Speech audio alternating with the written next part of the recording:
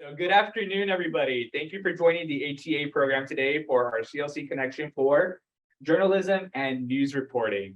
My name is Adriel Ayala. I serve as a peer mentor here for the ATA program, and I will be your co-moderator for today's event. Virtually speaking, yes. I'm sorry, my name is Virginia Hackley Hines, and I will also be your co-moderator, and I'm also an ATA mentor. Welcome, everyone. Thank you, Virginia. We'll be diving into a great conversation with our honored guest, whom I will introduce momentarily, about their career, education, and transition into the workforce. Before we get started, I want to cover some housekeeping items. This is an opportunity for you to engage and ask our guests many questions. To do so, please utilize the chat box virtually through Zoom for questions and commentary. We will ask your questions out loud and answer them live, again, for our online audience. Right here, our intimate group that is joining us live, we will have a segment for you to be able to speak to us. And we'll just try to keep it, casual. It's not necessarily something that's too professional, if you will. We are students and we are trying to just pretty much understand. You can talk. I'll turn my audio off. Additionally, this event is being recorded and made available for you later to rewatch and share with your peers. So without further ado, let's get started. We have our guest speaker, Ana Gonzalez. Ana Gonzalez is currently the digital associate producer at KPRC Channel 2 here in Houston, Texas.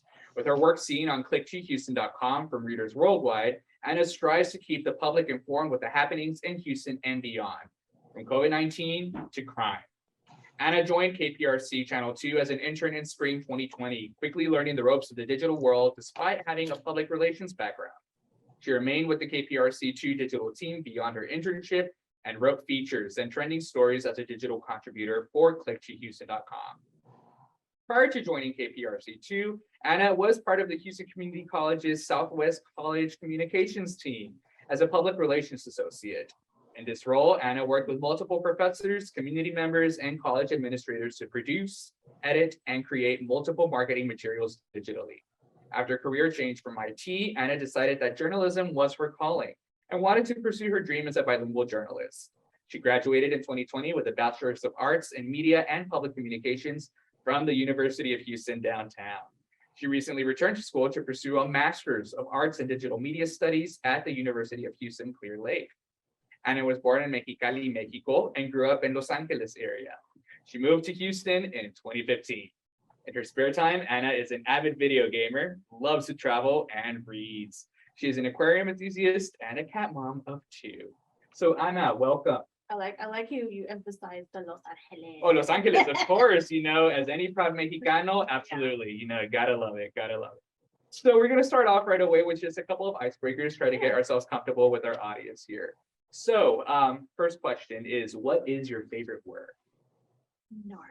Gnarly. I like gnarly because, as a, someone from LA, Yeah. we've, I grew up with some sort of friends. Okay. So Gnarly. Yeah. No, I get it. It's a culture in itself for sure. Just the word gnarly, that's pretty gnarly. All right, and next, if you could have any other profession other than the one that you are in right now, what would it be and why? My answer never changes with this one. It's gonna be like a meteorologist, which is like a weather person. Mhm. Because I've been fascinated with storms and tornadoes and hurricanes and Well, welcome to Houston, hurricanes. we get that. We got that everything here. Right? But you get all 4 what seasons in one day. What really kind of like diverted me away from that was the math. Okay. Because I just cannot do that. I mean, it's like, okay, well, if you want to be a meteorologist, you gotta basically have like the top level of math. Okay. Like anything past calculus. And Ooh. I was like, yeah, that's just not for me. No, so likewise, that's why I chose to be a fine arts major. Virginia, do you have any icebreaker questions for us? Actually, I do have one from the audience. One of the questions is, did you know this was the career you've always wanted? Yes, it took me years to decide like, hey, because, since high school, I've always loved writing, and people noticed that when I just used to fill so many notebooks full of words that I just, I just wrote something random, and I would just fill all those notebooks. And then like one of my counselors in high school noticed that, and she asked me, "Oh, you like to write? Don't you want to be a journalist when you get older?" And I was like, "Yeah, I never really considered that." Because at the time I wanted to be a meteorologist. Right. But I was always in tune with the news a lot. Like I would, like as soon as I got off school, I would just tune into like the 3 o'clock news. And that's been in the background while I do my homework. And sometimes during I guess one of my history classes, we would do some kind of like a current events. Right. Like pick a news story from the newscast and, write about it and share it to the class the next day. And that became one of my favorite things to do while I was in high school. And then later on I started joining the newspaper group. And that's been my favorite club, my favorite thing to do in high school, and I never left. Nice. Virginia, I believe you have to do current events for one of your classes as well. Is that correct? I do. I have to pick 6 current topics. We have a very exciting online audience. They are loading up the questions on our Wonderful. There you go. That's what we love to see here. I don't know if this is going to throw off our flow, but if they're digging in early, I just want to go ahead and start shooting them out to you. So the next question is, what was one of the most memorable experiences during your internship with KPRC? So my internship was during COVID. Oh boy. So, spring 2020. Oh man. It was a doozy because when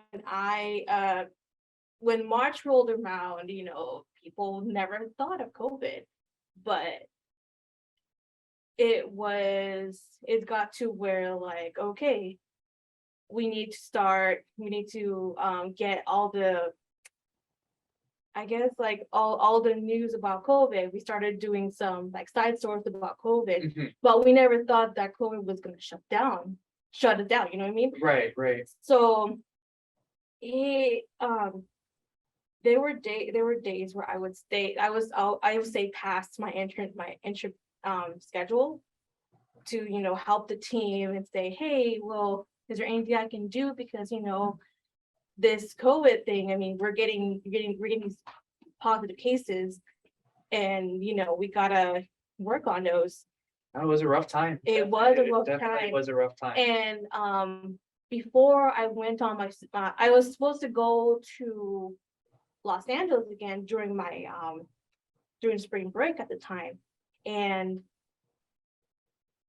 my supervisor called me when I was actually on my way over, and he was like, well, the news manager decided to suspend the internship because of COVID.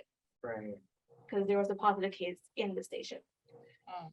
Oh, and I felt crushed, because I was like, oh, okay, well, that's not good. No, for sure. No. And so I felt a little crushed for about a day or so until he called me back. And I was like, well, no, my manager was like, well, we can continue with the internship if you can work remotely. Okay. And I was like, I have my computer with me. I can just work right now.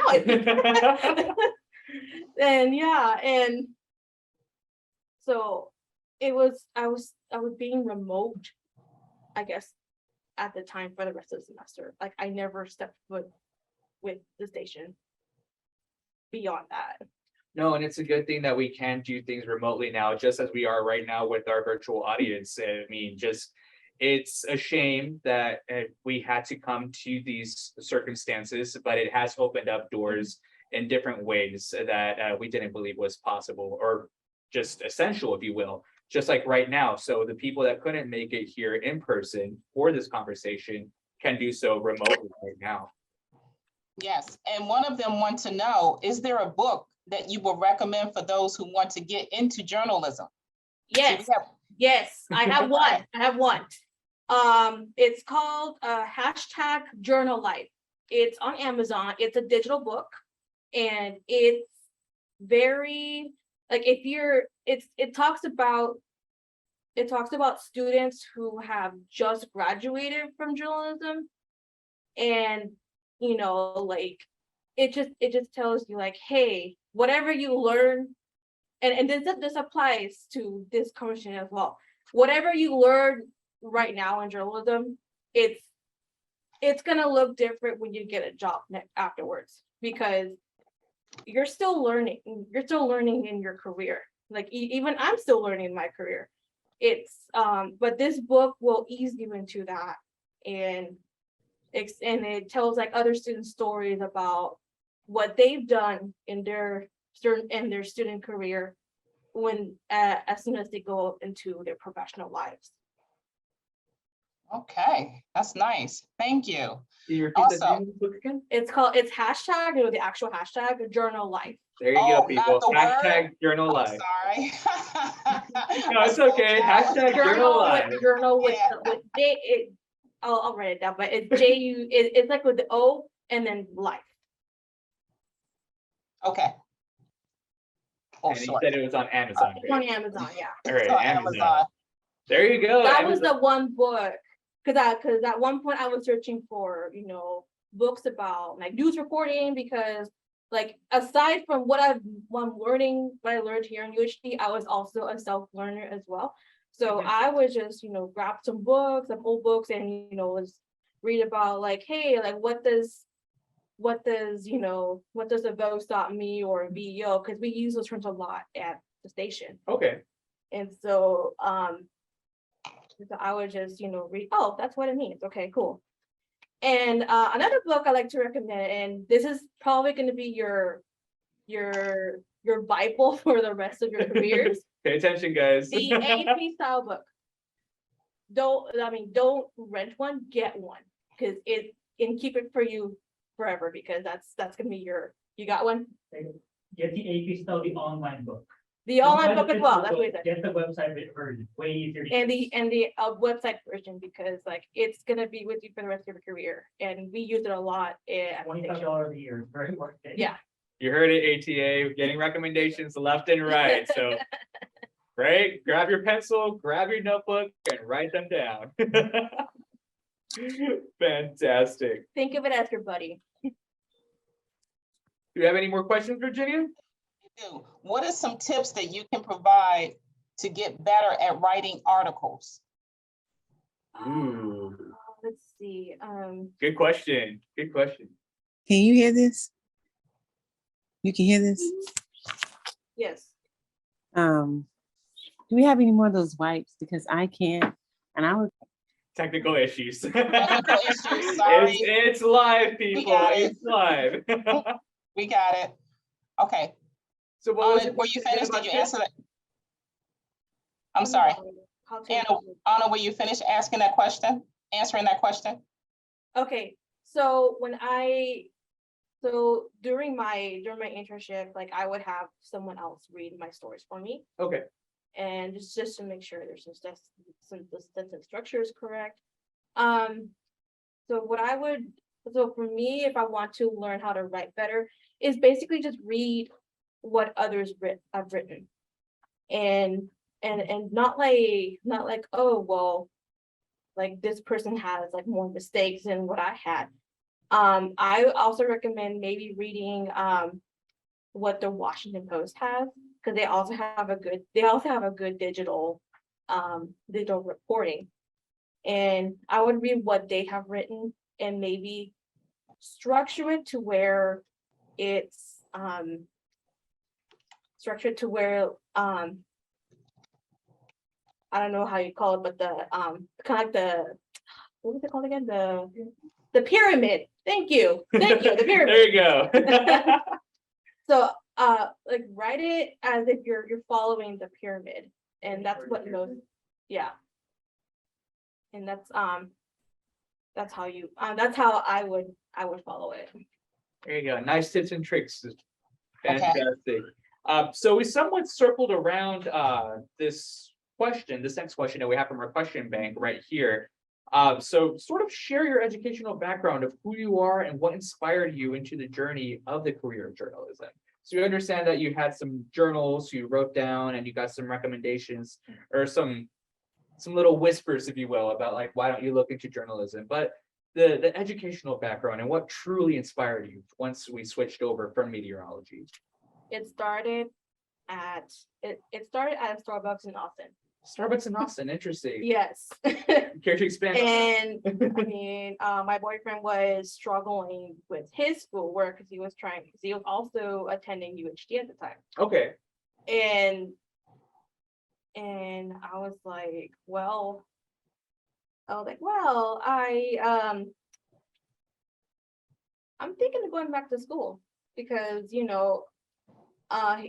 he's doing his thing and I'm like, and I was like, okay, I did my degree in IT at the time, but I was not really into it. Right. I wasn't digging it. And so I was just sipping my coffee at the time and I was like, I think I want to go back to school. I think I want to be a journalist. Like I've tried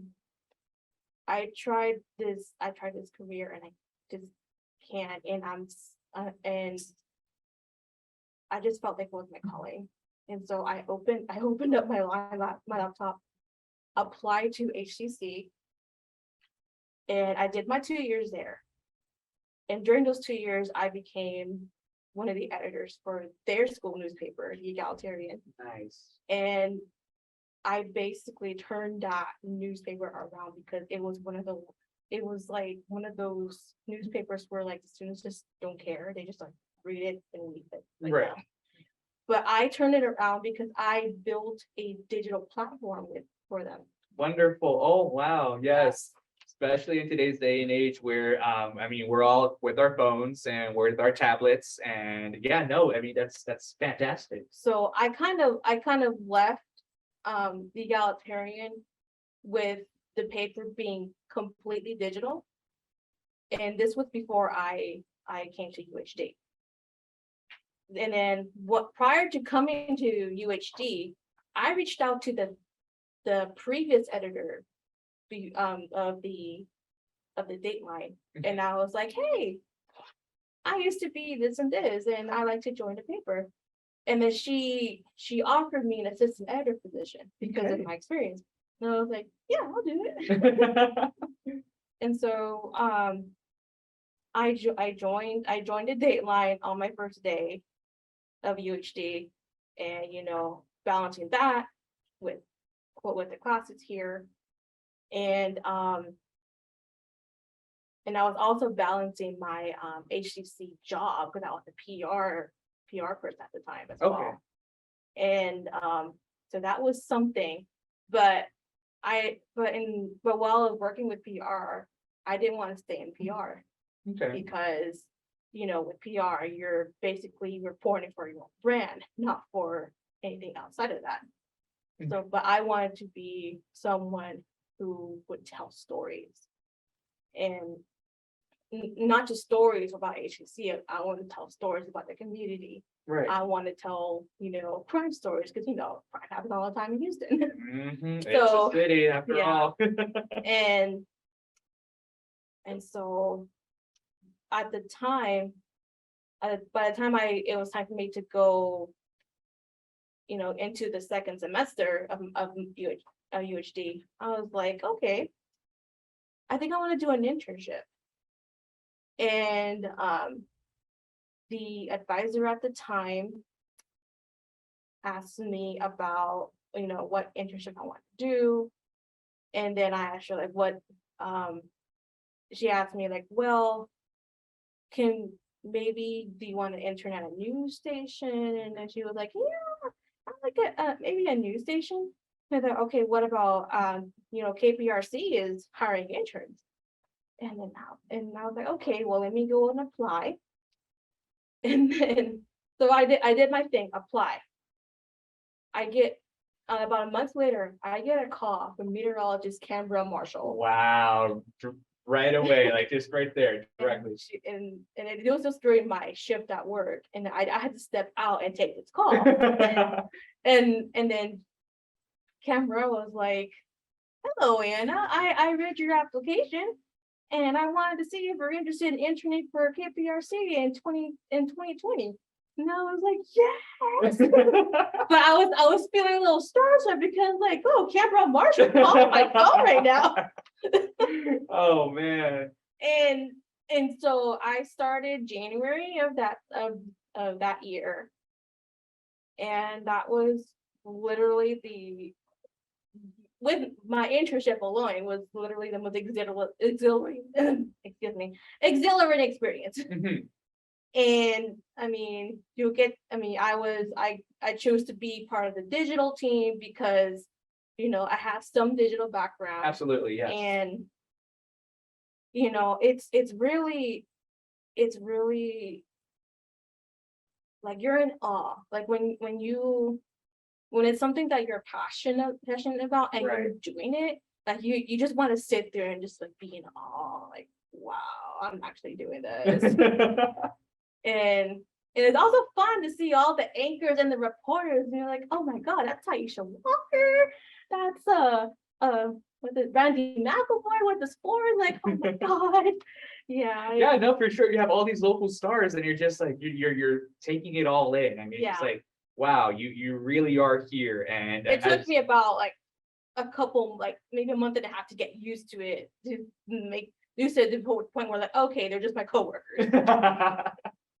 But like yesterday, like well, not yesterday, but like before that, I was like, oh my God, that's Dominic Soxa. I just want to meet her and say hi. Yeah. Oh man, thank you for sharing that.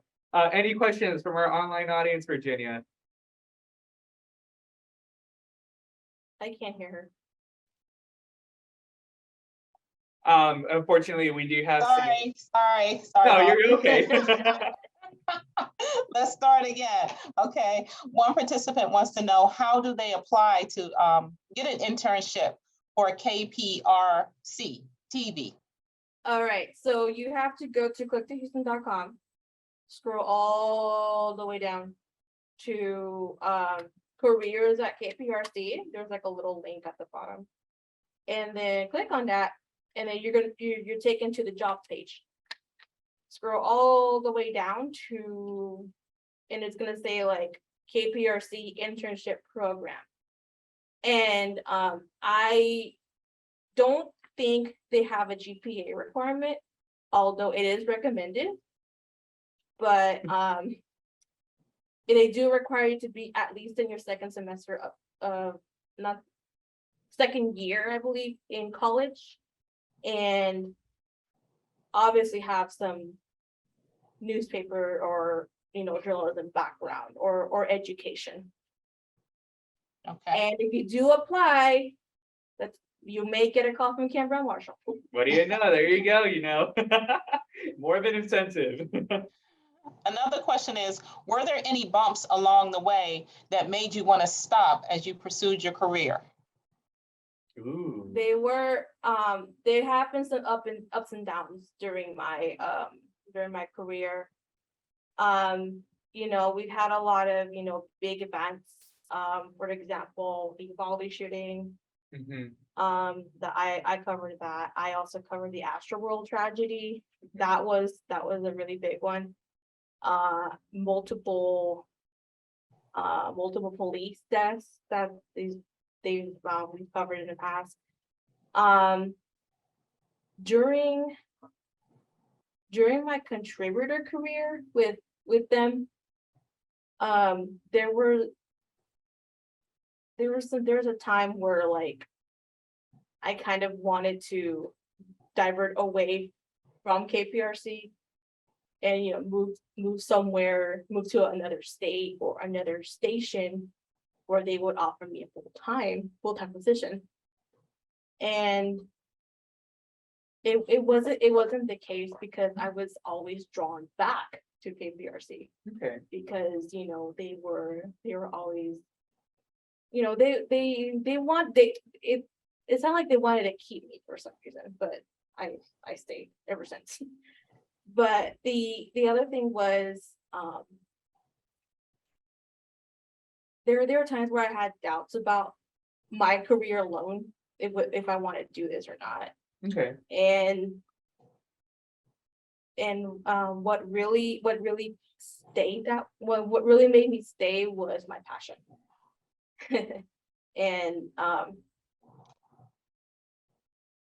And yeah, there were times where I had so many you know, doubts about like man, like how like this big thing happened. Why am I still keeping a straight face about it? Mhm. And you know, you just gotta move on.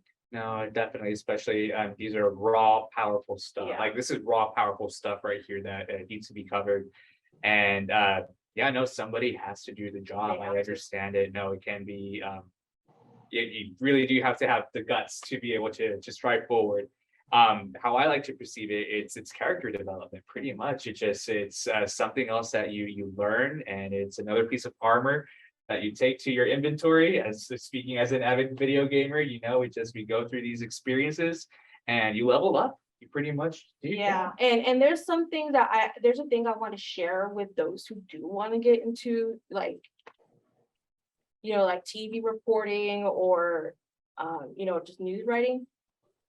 I would start building up that I guess I like to call it a steel barrier, Mhm. because you know, you gotta have to hold your feelings back when you're reporting these kinds of things, like the shootings or Right. like the police officer deaths.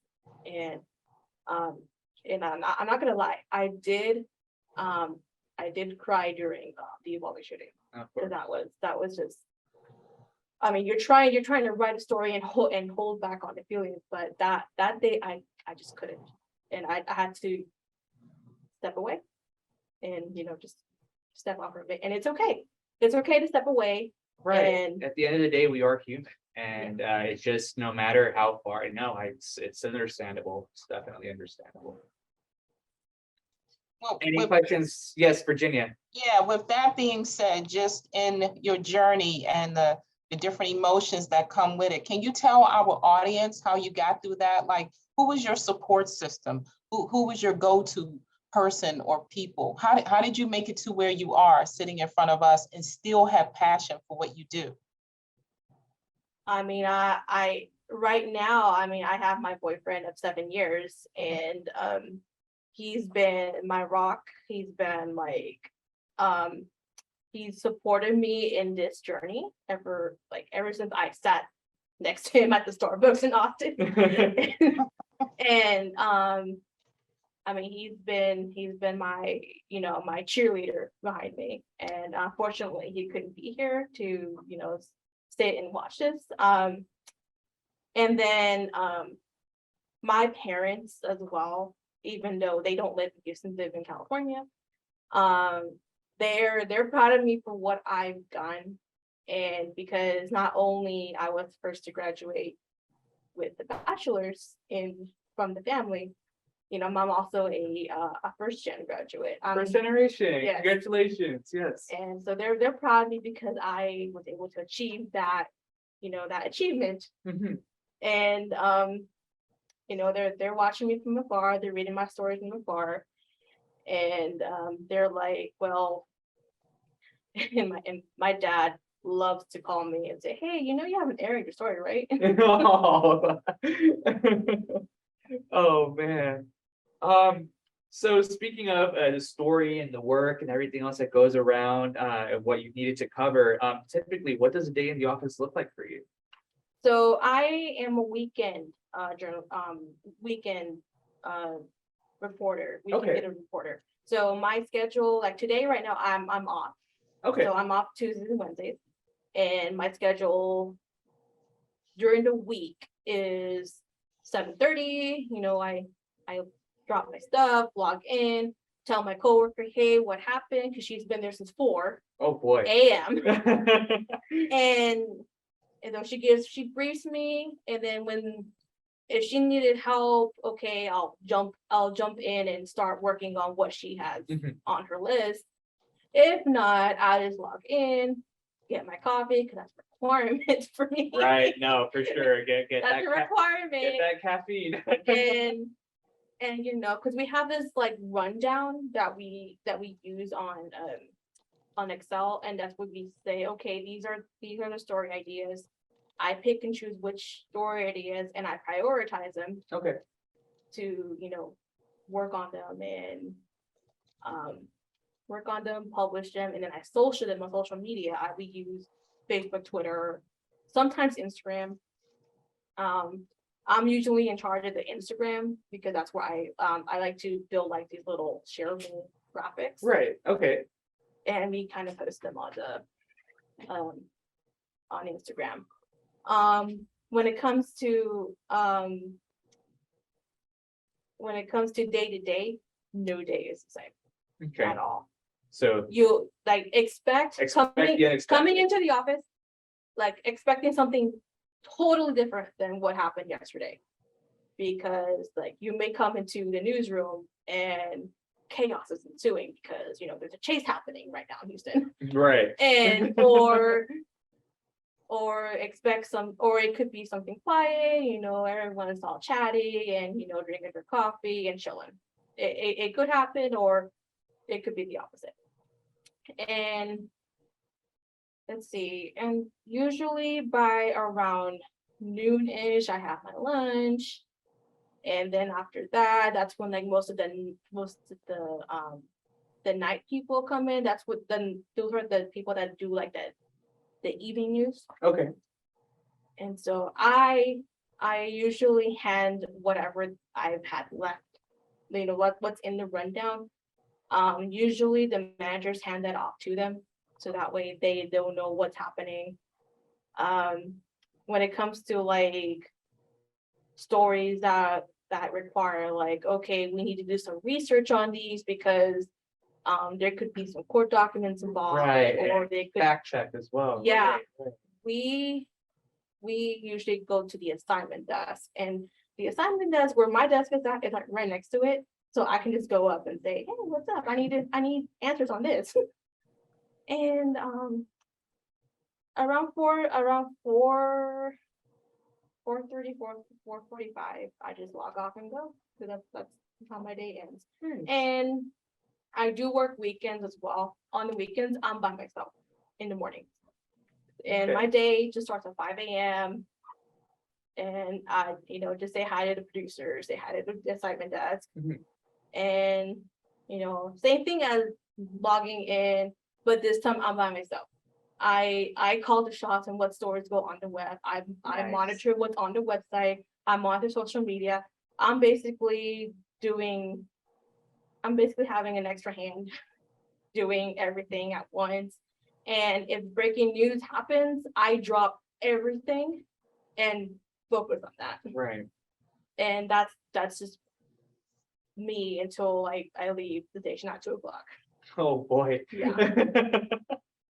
So, but the weekends are usually a handful because especially when you're by yourself, like at your own department. Okay. But you also have the support of the assignment desk editor, and you also have the support of the producer of the show. Nice. I would like to bring it to our in-person audience. Do we have any questions? Yes. Yes. Oh, in Like, person, sorry. What are challenges you had like face in like today's world, like post-COVID, like I'm assuming you can work remote still, but there could be like issues of I do have marketing the stories, yeah.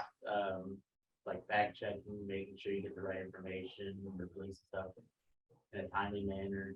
We've Like, had what are the challenges? So yes, thank you for your question. I still sort of work remotely, but there are times where like we kind of have to be at the station, especially when it comes to like communication between departments.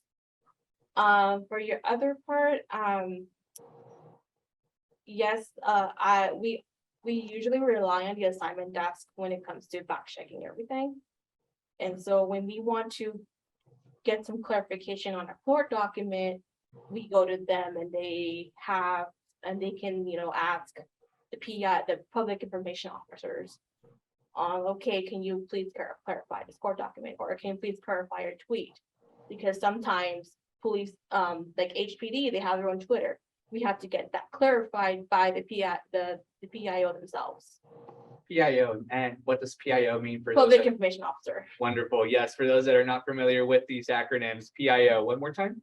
public information officer. Public Information Officer. Fantastic. Thank you. Yes, we have another question in the back. So how would you describe the break assignment or Yay. because I was just asking because I know coming in like as a new employee, you might not feel comfortable at pushing. Yeah, when I started my internship, I was nervous because you're just like, you're starting out versus you got people who've had like 3, 4, maybe 5+ years of experience. So you may feel, yeah, I'll be honest with you, I was intimidated because I was like, oh my God, like if I ask a question, they may, get disturbed. And when you enter that newsroom, you're going to see a lot of people like head-on focus. And sometimes you don't want to, ask them a question. But at the same time, like they're also pretty approachable. You just gotta, tap them and say like, Mhm. hey, I'm an intern. I just want to see what you're doing. And yeah, they'll grab a chair for you and they'll sit you down and they'll show you what they're doing. So they're really approachable. I've learned that don't be afraid to ask questions. They will answer them for you. They will share what they're doing. And I mean, they're willing to share their experience to you as someone who wants to be in the field. And I mean, because that's what their passion is, they want to share that passion and pass it on to you because you're basically the next generation of journalists. Right. You heard it, people. Don't be afraid to ask questions. Speaking of, do you have any questions for our online audience? If you're interested in getting in on the sports side as a reporter, what advice do you have someone that's interested in that? On the sports side, I would pay attention to the ESPN. And I say ESPN because they have their own style of writing as well. So Okay. when you're writing, like the Astros or the Rockets, like they have their own style of writing, Mhm. not just online, but also TV as well. Okay. So they follow like they have their own acronyms. They have their own like how to write their own like their scores and everything. Mhm. So like I would pay attention to what they have on TV and also online. On TV and online. There you go. Yes, one more question here. So when it comes to publishing articles, Mhm. how do you get that balance between like, say, good uplifting news and maybe like saddening or tragic news, or like how do you get that? Is there like a balance to it, or is it more of like a recency kind of thing? Like, did this just happen recently? Or I guess how big the impact of that event is? Mhm. So your question is about like how to balance between the sad articles and the good articles. Yeah, kind of in simpler terms, yeah. Okay. Normally when I write like the crime articles, I try to put it in a more serious tone, Mhm. especially if someone died in that article. So like I would just keep it tight and short as possible. And I wouldn't like Yes, no, That's more a really technical loud difficulties door. here. That's a really long door. Anyway, Oh, we need to bring some WD-40 for that. For those of us that are here in person, we just had some issues right now, but continue. anyway, so I would just, keep it in the serious tone. Don't keep it in serious tone and keep it neutral as well, because you have to not only not only have to consider the police, you also have to consider the person that died as well. And write and keep it short as possible, because when it comes to digital, a lot of people just get turned off after reading like the first couple of sentences. So you got to keep that main lead up high as possible. And I'm sure you may have learned that in class as well. So you just got to keep it short, brief, move on. When it comes to those feature stories, you can do whatever you want. You don't have to write super short, super brief. You just go brief. You can go as if you're writing a story, like an actual storybook. Like this past week or so, we did a series on like Costco and Sam's Club. Okay.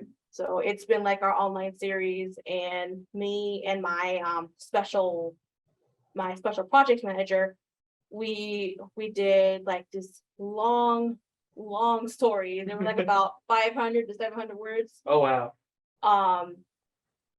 So those were so because we wanted to have fun in these stories. We wanted Right. to show our audience that we had fun with these stories, and we want you to have fun reading them. Right. You want to engage with them for sure. Yes.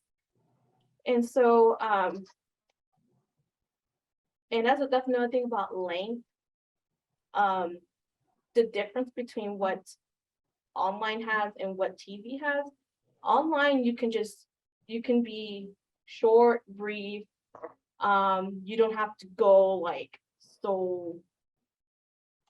You don't have to write as long as like a chapter book, because when you write like more than like 700 words, like that's gonna, and you just write like random stuff, that's gonna turn off the reader completely.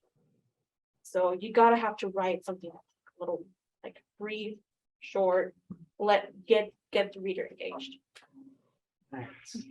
Any more questions from our in-person audience? Yes. Yes. I was just, Yeah. for the two, across the dateline and the egalitarian, how does that like prepare you, or does it like compare at all to actually working in actual news? So having a newspaper background and joining a TV station as an intern is like learning a foreign language for me, because like you guys and the egalitarian, they have a different style of writing, which is like newspaper writing, because you have I don't know, the way you start your stories is a little different than what we start stories in Quick 2. So with digital writing, it's like writing for the TV news, but you're adding more detail, like the more meat as well, because not a lot of people are gonna want to wait until the 6 o'clock news to read what you have online. Right. So and that's what's changed these days, because with newscasts going online now, and they're now in like Roku, or they're also in like your smart TVs now. Like you can actually watch the news like Right whenever you away. want. Yeah. Right. Have it instantly for sure. Yes.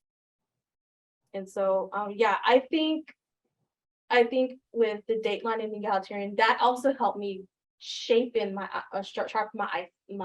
writing skills, because that way I can go in and say, hey, this is what I've written, and I can just, that kind of prepared me for for my career. Wonderful. Virginia, yes, I understand that we have more questions from our online audience. Yes. Who is your favorite literature writer? Ooh. Hmm. You're making me think on this one. Another one of the icebreaker questions, right? I'm a literature writer. Good question. I would Shakespeare count? Yeah, sure, why not? So- He is a writer. Yeah. So Yeah. I like Shakespeare. So this participant added to that, I see it now. She also wrote, is there one that really teaches your heart, who pushes you in the right direction? I Mm. guess, one that's as passionate as you are, or they're passionate and it helped you to be passionate, but they push you. That's what she's asking.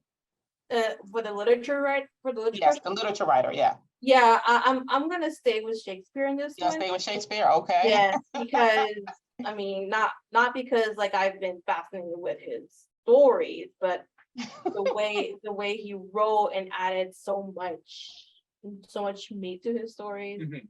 I mean, not just, I mean, obviously with aside from Romeo and Juliet, but I'm also a fan of Macbeth. Oh, yes, and yes. That I is love a favorite of mine. Absolutely. I love Macbeth, and it was a really good story when I read it during my senior year in high school, and then like I just left with that's it. No? No, no, I feel exactly. I mean, it's so, it's. Yeah, it got me. Yeah, like, I mean, there's not even words to put it. I mean, it's just, it's so like, it made you like, again, that craving, it's just like going into it, like, it's so deep and so, yes. I think after like reading some of his work, that kind of fueled my passion when it comes to writing my stories, not just news stories, but also like creative stories as well. Mhm, right. And it's and I just felt inspired. Oh, man. This is inspiring me for sure. Do you have any tips for becoming a better writer?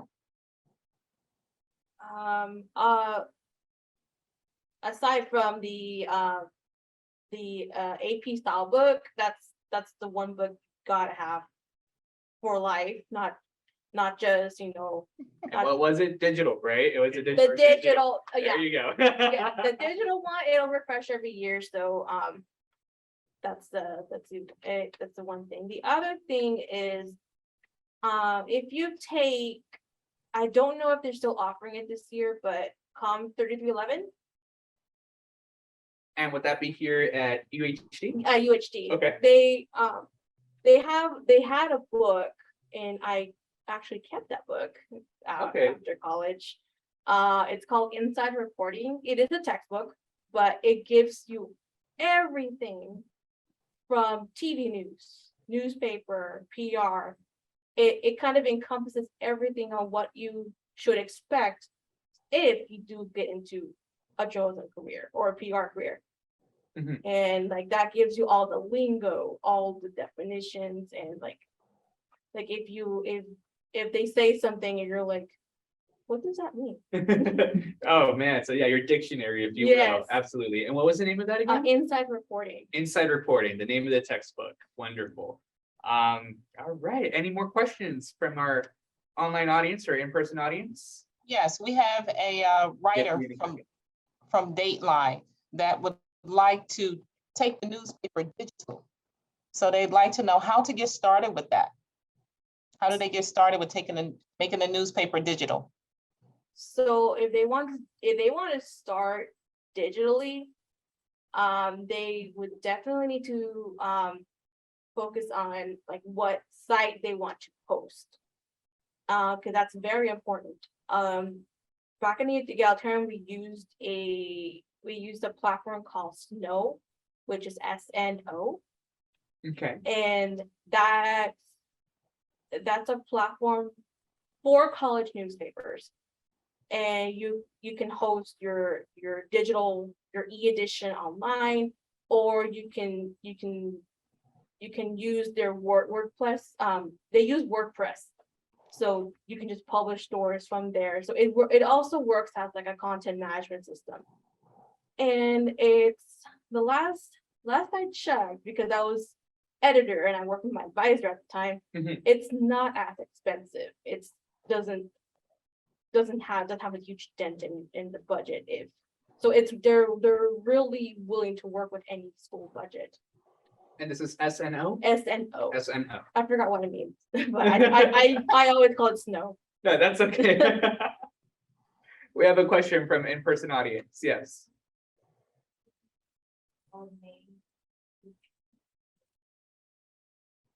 I'm Ooh. sorry, what was that? Could you name one peak and one pit of your professional? One peak and one pit. Getting So really like deep. one up and one down. Yes. Got it. Okay. Let's see. I guess the one peak was the time I became from contributor to full-time. And I've actually 1 year since full-time. And There you go. Yeah. 1 year today. Oh, 1 man. year today. Thank you. Thank And you. a week before that, the director of digital did a Zoom interview with me, and I mean it wasn't just a casual Zoom interview, well, not interview, meeting, Mhm. and then we were like, well, I mean, we're kind of short-staffed, and I wanted to see if I can get you in the station so you can help us out. And I thought it was gonna be like a temporary stint, like a 6-month stint. Okay. And so, and I said, yeah, I'll do it. Yeah. And they roped me in. A week later, I came in, and it got to the point where, like, you know, that time where you study so hard Mhm. for a test that you don't want to fail, and then you come into the classroom, they give you the paper, and you're like, I forgot. Oof. No, yes, it's so That fortunate. was me on the first day of me being full-time, Oh, because I completely forgot how to write at the time. oh, And man. so, like, especially with these crime stories, and I had to learn from scratch how to write a perfect crime story. And it took me, and you know, my boss, I have to give her credit, because she was just so patient with me Mhm. during that time period. And you know, and she started giving me some pointers, and you know, how to be a better how to write, you know, just like all the professionals. And you know, and I just, later on I started getting improved. I improved. I just read others' work just to see how, I just compare it with mine and say, oh, okay, maybe I missed out on this, or maybe I kind of missed an allegedly or an apparent, or because those are really important. So it took me about 6 months to get, you know, like the gamers say, get good. Right. So, and my boss saw improvement during that, and I would take, you know, extra shifts, Mhm. just not just because that's because I want the extra money. I just wanted to be better, Right, right. because like I said in the beginning, I got there, I didn't want to leave. Yeah, So- yeah, you wanted to immerse yourself fully, right? Yeah, so it was like being an intern again. Like I came back, I just want to get immersed once again. And you know, my progress showed with my supervisor. And in March of this year, that's when, because it was going to be a temporary stint, because you know they were short-staffed at the time. Okay. They decided to keep me in March. Another round of applause right there. Wonderful, wonderful. And so I've been there ever since. Like, since that time, I went inside those doors of the station. I just never left, basically. Nice. And then that was that one peak. the pit. Oh, boy. Let's see, I think. I'm trying to think,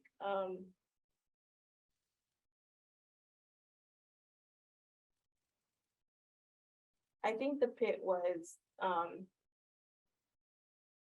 just trying to. I think that was the pit, like, trying to coming back and, like the part where like I wrote my stories and my crime stories, and like I would just come back and they would just have, like the errors were just corrected, and I'm just like, okay, am I like not good at this or Right. not? And that kind of made me doubt my career a little bit, because I mean, like in the back of your head, you're like, I thought I learned this in college, No, right. and just like everything is like reset, and that's gonna happen when you get into journalism, because you're gonna keep learning and learning, and not just that, technology is also involved as well, and about that, and you're just gonna keep learning and learning and learning, and don't stop learning either, because Mhm. technology and journalism is also going to change as well. So with all these over the top, those streaming apps, like the news stations are going to move to that, Right. because not many people are going to be watching on cable or over the air anymore. And it's, yes, no, it has been, we've seen that right there, how there has been a lot of services that have moved on to digitally, Yes. solely through the app. So if you want to access certain information, it's through their streaming service. So I understand, no, for sure. Definitely. Yeah. So I would describe that as one of my pits, because when you have to keep that mindset a little open, because you're gonna relearn everything, and you take what you can here, but you're gonna come to your job with new things that you probably didn't learn in college, but I would take it a little slow. Nice. Adding on to that, as far as the, thank you for sharing that, by the way, Yes. the peak and the pit. We all obviously go through a lot of peaks and pits throughout our life, especially like with our career, whether it be academically, professionally. How do you manage that? Like the whole work life and then personal life, and how do you decompress? Just how do you go about that? Because I understand that, I mean, journalism can take a toll on you. It does, and before I got into before that time where like I got into that permanent position, I refused to take my breaks or my lunches, Okay. but I had my supervisor say, no, you have to take a break because it's very important, and I'm like, no, I just want to keep working. And I realize now that it's very important, because I mean, you're consuming so much news when you're in the newsroom. Okay, right. It's everywhere, and sometimes, especially with the Uvalde shooting, like I just had to step away. And when when I do my days off, which these are my days off right now, Tuesday and Wednesday, I sleep in, number one. Nice. And I sleep in, and just take care of some stuff. I do some video games, and I do a lot of just catch up on shows, and just do things that I normally don't really do while I have to work. And even though I have a morning shift, I still come home and I'm like, ugh, I'm mentally exhausted, because dang, it's a news day. It just depends on what the day happened. And so, but now this semester, my off days are kind of now busier now, because like, as you said on my bio, I'm working on a master's degree. There you go, yes. So that's also taking some time. That's also taking some time, and so I use that to, you know, do a little Tai Chi, kind of some Tai Chi. Okay, there you Because go. that does clear your mind, but it also gives you like stretches and and Mhm. it does, because you're sitting almost all day on the computer, but when you're doing Tai Chi, you're stretching, and you're stretching muscles that you haven't stretched in forever. Right. So and then but I do use my time to rest, sleep a little more than usual, and you know, just catch up on the fun things, because Nice. I try not to let the news, you know, stick with me. Right. I take advantage of my iPhone's downtime app, because I just click it and they shut down all the news apps, all the emails, all There the, you go. yes. Taking notes for sure, absolutely. If you have an iPhone, the downtime app is worth it. Downtime math, people. It's with the iPhone. I think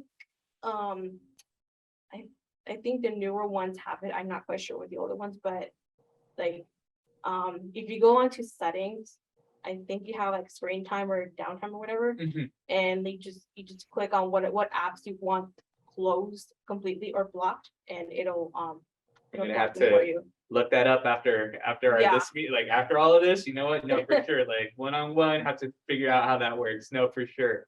So downtime app, Tai Chi, rest, to just waste Video video games. games. Also. Any favorite video games? I am a Nintendo person. So, Okay, yes, I do likewise. love my Super Mario. Ah. I do love Splatoon. Splatoon 3 just came out. Yes, Yes. I haven't gotten it yet, but I really need to. I'm also a PC gamer as well. Okay, what so, PC game? I've done some Doom. Okay. I've done Doom is a really good rage reducer. Like if I feel really like today, I just go on Doom. There you go. Yeah, just let it out for Yeah. sure. What other games I've done? I'm not a horror type of gamer, Mhm. but I Same. do. I am a fan of Five Nights at Freddy's, and Okay, all so right. I like that game. Let's see what else. I do dabble on The Sims. Hmm. I like The Sims. Oh, excuse me. Any One of our- questions? Yes, one of our participants would like to know, since you started your career at the TV station during the pandemic and you had to work remotely, how was it for you when you went back in person? Was it easier or was it harder? I would say it's not as hard, but it a little bit, because you still had to adhere with a lot of COVID restrictions, and not a lot of my teammates were in station at the time, so they had to work remotely because, you know, social distancing. We did have to wear a mask, and you know, if we needed to talk to somebody, we would have to, you know, be distant and everything. So there was a lot of adherence with COVID protocols. Right now, not anymore. We took down the mask policy. And yeah, we were just we were required to be vaccinated and everything. I think once like we started like all the vaccines rolling out, we started kind of lowering the protocol and everything, to Right. the point where we just finally took off our mask and everyone had to come back in the building. And so coming back from a remote position to in person, I think the transition was a little it got some bumps, but I was able to go in just fine. Nice. Okay. Any more That's questions? nice. No, not anymore from our audience, but I do have one. Oh, okay. Um, Go ahead, Virginia. And then we'll get to First, you, Leslie. I Just- want to personally thank you for sharing with us how you navigate your work-life balance. We all can use that, and Right. yeah, and definitely take away tips from that also. Can you also share some of your professional organizations that students can get involved with and begin to learn about journalism in the field? So I am part of the National Association of Hispanic Journalists. Okay. So I am a member of that. And another organization I do recommend joining is the Society of Professional Journalists. When at the time with the egalitarian, we kind of followed their, their tips and tricks and everything. Mhm. And so that's another organization. Sometimes some organizations are not, they're not that hard to join. They do have a lower reduced fee for students. I believe at the NHJ, I think it's $25 or $50 to join. But I'm not sure about the other one. But there's plenty of other organizations that you can join, like there's one for LGBTQ. There's another one for African Americans. So there's plethora, but the Society of Professional Journalists, I think that's another one, a great one to join. Nice. Okay, yeah, that's real nice. What would you say are some strengths and skills when pursuing a career in journalism? Some like skills or Yeah, okay. so when we think journalism, we definitely think you need to know how to write so that you Yes. can communicate with people. Mhm. Let's see. Obviously communication skills, because your communication, interviewing, because there are going to be some points where you'll need to interview people for a story. Let's see. Like we are right now. Yeah, Like right we now. are right now. Also, building up your, I guess your judgment, your perceiving, because sometimes like when you're out and about and you'll probably see some kind of car fire on 45, and you're looking at it like, oh, I should send that as a news tip. You kind of want to build your judgment when you're out and about. That's something I've learned. Okay. And because sometimes when you see something that's what's happening right now, it's better to send it to the news, because it could probably turn into a story or their top breaking news story at 6. Okay. So definitely practice that. And the other thing is, if you're going digital, I would definitely take at least a graphic design course, because there's going to be some times where you may end up making your own graphics. And I've done that. I've done that in I believe HTC. I got my basic Photoshop, Illustrator, InDesign. I'm sure, are you guys doing InDesign? Yeah. So I would get at least those 3 nailed down, because that's gonna be some skills you're gonna need in your career. Adobe people. For sure. Yes, we have a question here from our in-person audience. Leslie, we apologize. Go ahead. I have a question. So you said you recently started going full time. Can you describe to us what was your day-to-day when you work part-time versus now that you're full-time? Like, what does every day look like for you? When I was doing part-time with the contributor role, I was at home. So I was not in person at the station. So I mean, my day started at 9 compared to right now. I start my day at 7:30. Back then I would just wake up, turn on my computer, and see my rundown of all the stories that I can work on. And I do that I do that until like 1 or 2 o'clock. And after that, I also like to pitch ideas while I'm at it, because, Facebook, Twitter, they're my sources of, of not sources, but like they sometimes I get ideas from it. Mhm. Like example, Beyonce, we love Beyonce. Right. Like, Any true Houstonian, of course. Yeah. So if she has, like an album coming out, or she's got a new clothing line, I grab that and I turn that into a news story, because we love Beyonce. Right, and pop culture, of course. Yes. Yeah, it's fun. Megan Thee Stallion as well. So, Absolutely, yes, another staple. and so my schedule, I'm just during that I'm just basically writing articles. Mhm. Get them revised and put them on social media, and I do that until 2 o'clock, 3 o'clock, and I'm done. And my schedule changed a little bit when I became full-time as well, because now I'm going at 7:30, so that's double the coffee for me. I was just about to say, get that coffee in there. Yeah. Nice. Any more questions here from in person or virtually as well?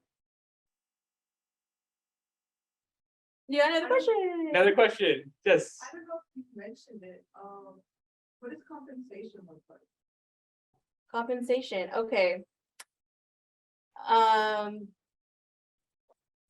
There's a thing going around where, like, most reporters are not paid well enough, and it depends on the market you're at. It like if you're going to start your career as a news reporter, like an honor news reporter, I was told that you have to start something small. The Houston market is number 8, and that's the top 10 market. If you want to get into a top 10 market, sometimes you're gonna need at least 3 years of experience already on your belt.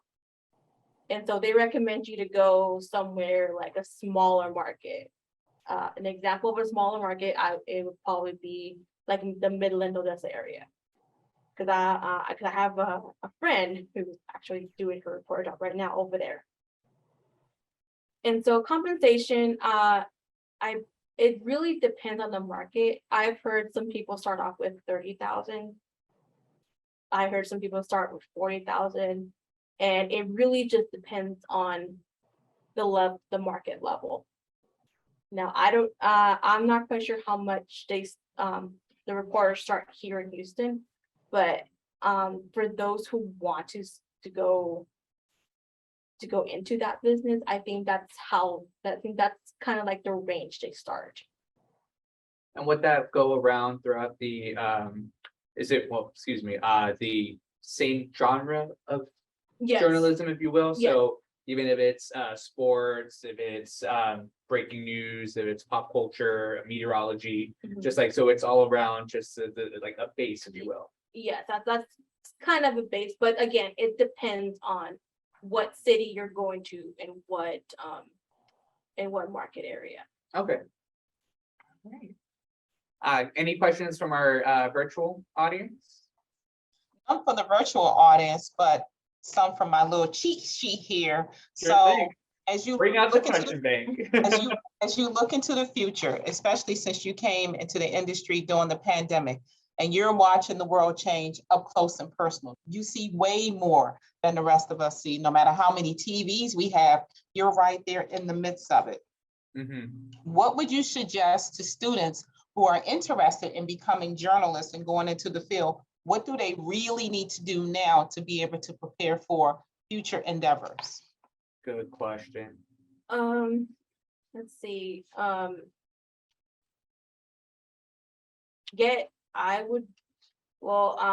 First of all, if you're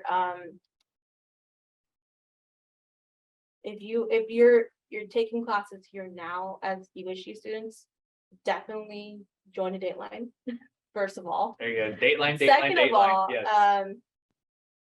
I did a stint with iRadio while I was here. Okay. So during my my little shows, I start off with the news Okay. always, and so I just get a practice feel on how you report the news, whether it's on air or online, and just pay attention to some of the newscasts. Obviously, watch KPRC, and pay attention to what they say, and also and take notes, like maybe just pay attention to like their posture, pay attention to what they say on their newscast. Posture got me thinking about my posture here right now. And another thing, just keep reading like those books I've recommended. I would also just read through them, because like I said, when you get out of school, it's like starting a new slate again, and having those books will keep you handy. And just keep practicing as well. Follow the AP style, because it's not the same as writing academically. So just follow AP style when you're writing, and you should be good to go. And if you haven't taken COM 3311 yet, I highly recommend it, because it does teach you how to write in the media, not just with TV, or not just TV, but also newspaper writing and digital writing. And I felt that class really kind of solidified my foundation. Okay. So that's definitely a class to take. That's COM 3311. Yes. And right here at UHD. Yes, right? here. Wonderful. Thank you. Thank you. That's all the questions I have from our online audience. Mhm. Back to you, Adrielle. Thank you very much. Back to me. You're welcome. Any questions here from our in-person audience before we continue? No. All right. Okay, so from here we do have a question bank just to continue the conversation, keep us going. So we have briefly talked about professional organizations so that you have been involved in. How about any other organizations that students can get involved in besides the Dateline? If there's anything like sort of like a National Honor Society, or if there's like any just orgs out there that people can reach out to. Well, during my time at UHD, I kind of tried to be involved, but like with a lot of stuff going on. No, right. I was involved in Fandom UHD. I'm not sure that club still exists now, but it was like some kind of fandom. Okay. We talked about anime, and we talked about Right. and all that. I would also get involved with some kind of like literature club or writing club. Not Dateline, but like story writing, storytelling. Okay. Definitely join iRadio as well, because that's also gonna help you. Which, by the way, their studio, if you haven't seen it, on the 3rd floor here at the UHD campus, it looks beautiful. Yes, they're if they have not opened it, I believe they are about to open it. So yes. Okay, yeah. So definitely, if you can join iRadio.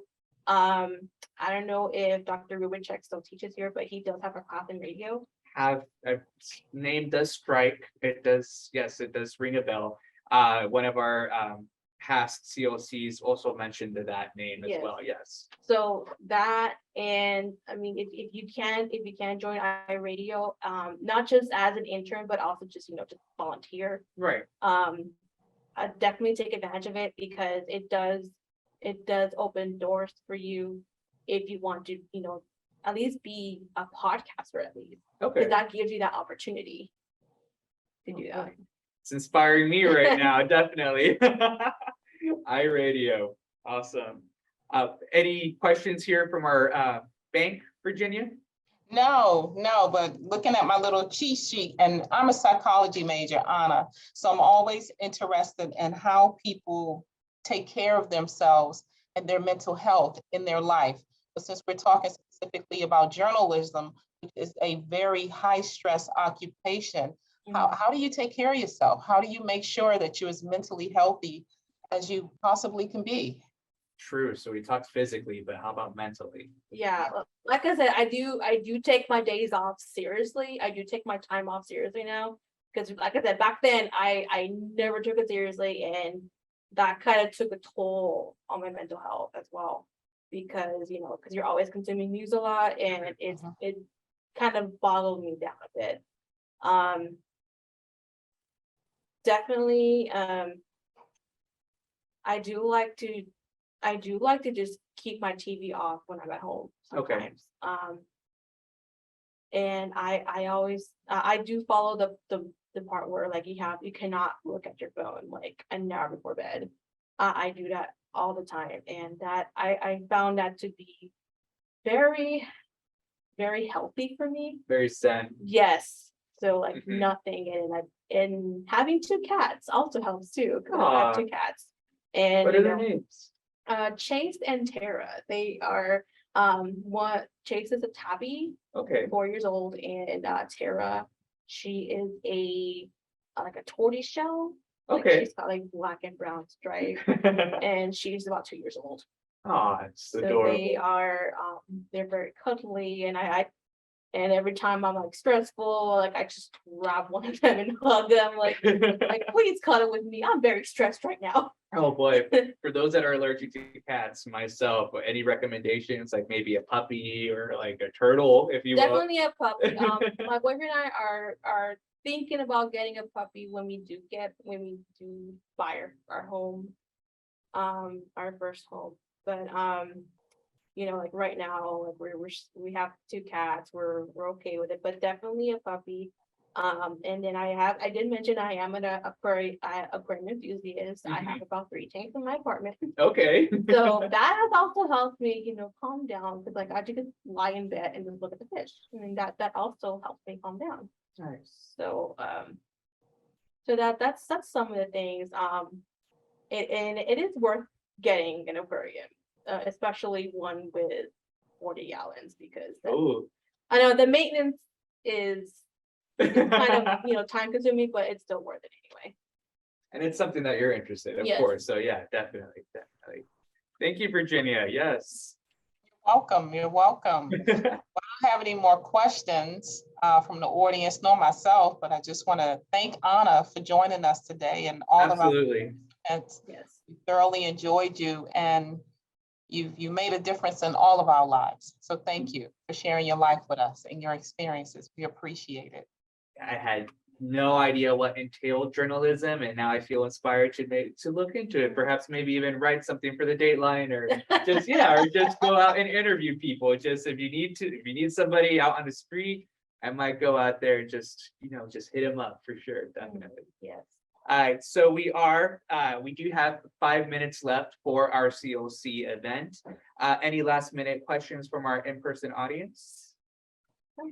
Questions, comments, or concerns? It can also be fun as well, so it doesn't necessarily have to be career related. It could be, favorite video game, as we just discussed earlier, or just, favorite foods.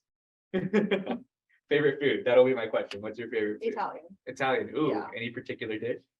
I do like the stromboli. Mm. Like I don't know if you consider Italian anyway. My boyfriend's Italian, so is very critical when it comes to Italian. Particular, right? Yes, because you gotta have the right pasta, you gotta have the right water level, like I do, like he likes his pasta at a certain tenderness. Certain degree, Yes. temperature. Yeah, no, I So understand. it's Very specific. yeah. No, for sure. I feel like that when it comes down to culture, I believe, we all have that. When it comes down to our the foods from our roots, I mean, just me as a Mexicano, just as us as a Mexicano, I believe, when it comes to our cooking, mother is always like, like it has to be like this, it has to be like that. No, this isn't Mexican. And it also comes down to the region as well. You have like northern cuisine, southern cuisine, and then you have city cuisine, and then village cuisine. No, for sure, definitely the specifics about it, I wholeheartedly understand for sure. Got one more. Is there like a story or an article out there you read, or maybe you've written yourself that's like your favorite, or maybe that stands out to you?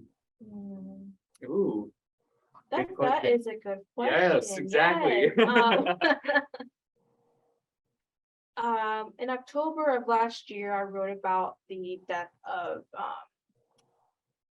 a Harris County Precinct 4 officer who was ambushed.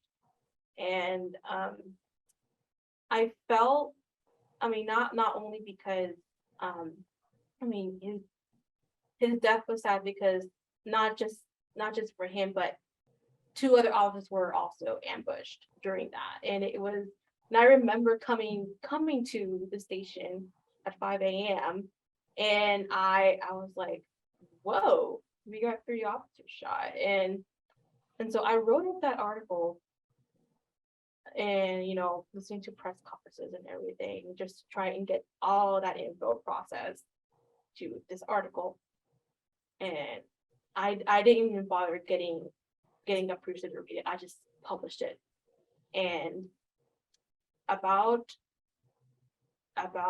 2 hours later, after I published it, I got an email from a viewer, and he wrote, "Thank you so much for your unbiased, your unbiased coverage of this officer, because not many journalists can report, an officer's death with, neutrality and all that, because you need, because you gotta have, like I said, you gotta have this Right. steel wall right. in order to." We talked about earlier, absolutely, Yeah. yes.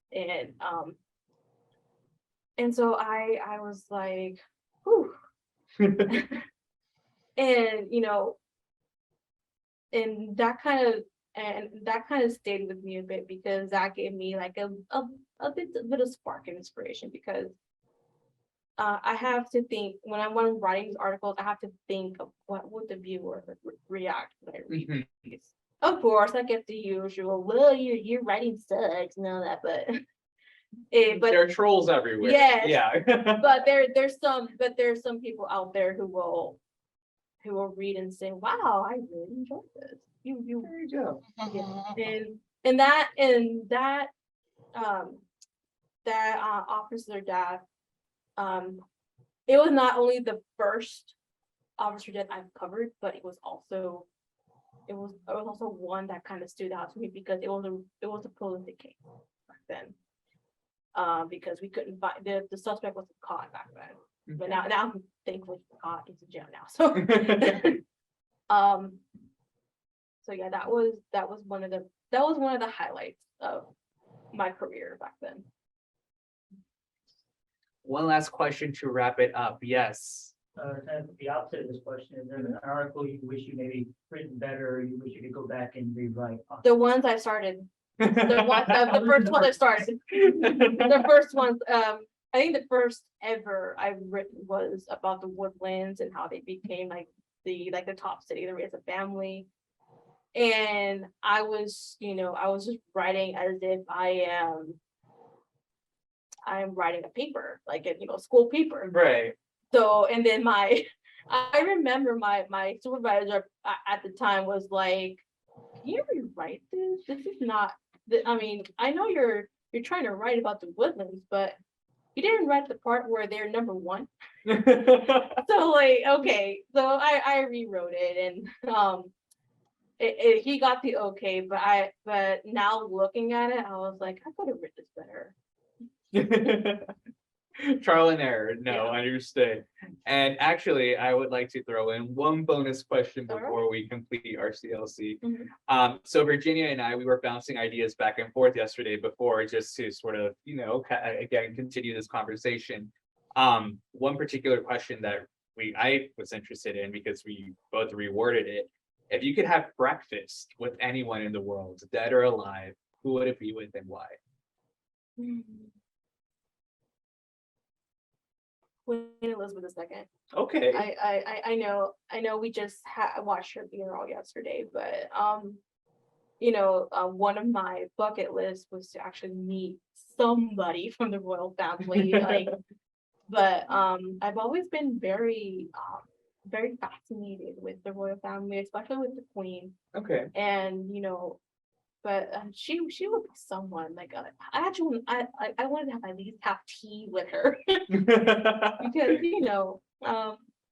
like she's been one of the most prolific pop culture icons. Oh, absolutely. forever. Yes. No. And Despite all the stories that surround it, that surround the monarchy, it definitely is a pop icon. Yeah. Definitely, for sure. so like she would be one person I like to at least have breakfast or like tea and biscuits with. Right. Well, Anna, thank you very much for sharing your time and Yes. attention with us. It truly was a pleasure to have you here. Once again, this CLC Connect is recorded. So if you'd like to review anything that was covered during our time here, please look us up in campus groups. Thank you, Virginia, for co-hosting with me. Very much a pleasure. Thank you, online audience, and thank you, in-person audience. Excuse me? Oh, reflections. Oh, yes. Thank you very much. One of our lead mentors here, Brittany, just made a guest appearance, if you will. Thank you for the reminder. Yes, so this is also one of the requirements. Again, we will have the reflections to complete the ATA 3099. Yes, 3099 modules. Thank you very much and enjoy the rest of your evening. Goodbye. Bye-bye.